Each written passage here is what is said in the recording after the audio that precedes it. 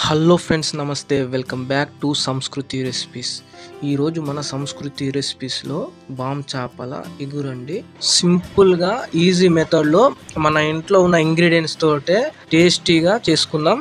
ఎన్నో రకాల చేపలున్నా ఈ చేప మాత్రం చాలా ప్రత్యేకం.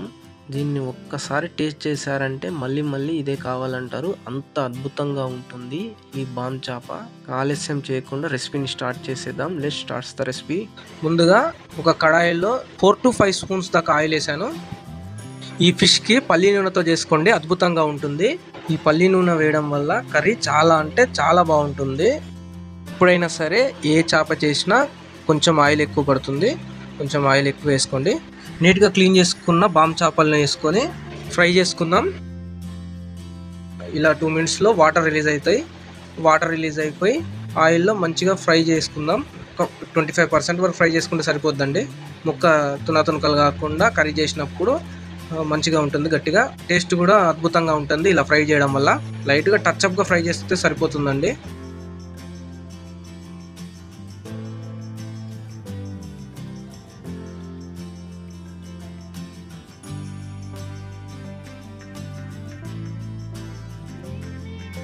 ఈ విధంగా ఫ్రై చేసుకున్నాక ఒక ప్లేట్లోకి ట్రాన్స్ఫర్ చేసుకుందాం.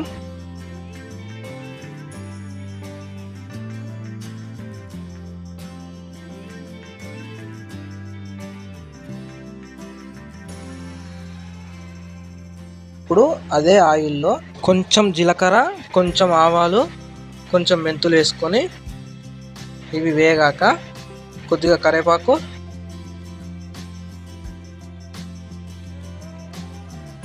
నైస్గా చాప్ చేసుకున్న ఒక 3 ఆనియన్స్ కూడా వేసుకొని, అలాగే ఒక 3 పచ్చిమిర్చులు కూడా చాప్ చేసుకున్న వేసుకొని మంచి రంగు వచ్చే వరకు ఫ్రై చేసుకుందాం.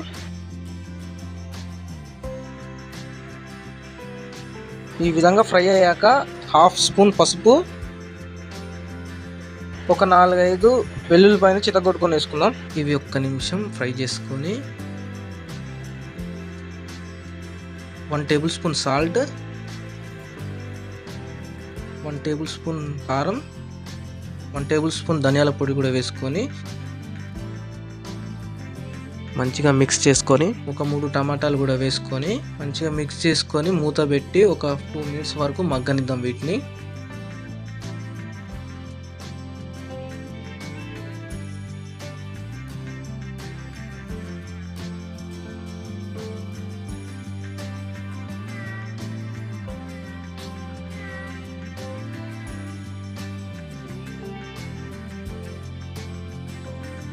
టమాటాలు మగ్గాక ఒక చిన్న నిమ్మకాయ సైజ్ అంతా చింతపులుసు అండి. చింతపులుసు వేసాక అదే కప్పుతోటి 500 ml వరకు వాటర్ కూడా వేసుకొని కలుపుకొని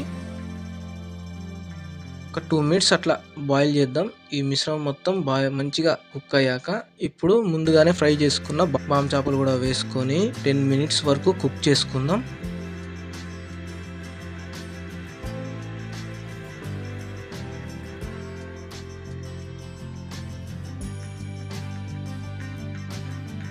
మినిట్స్ తర్వాత చూడండి ఎంత అద్భుతంగా రెడీ అయిందో మన కర్రీ. ఇప్పుడు ఒక 1 inch వరకు ఉన్న దాల్చిన చెక్కని వేసుకొని నైస్గా చాప్ చేసుకున్న కొత్తిమీర, అలాగే కొంచెం గరం మసాలా కూడా వేసుకొని మూత పెట్టి ఇంకొక 2 minutes వరకు కుక్ చేసుకుందాం.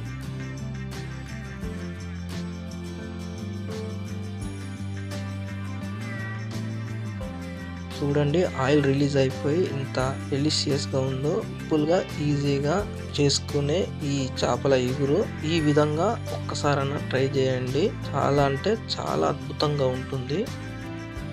రెసిపీ నచ్చినట్టయితే లైక్ చేయండి, కామెంట్ చేయండి, సబ్స్క్రైబ్ చేసుకోవడం మాత్రం మర్చిపోకండి. Thank you.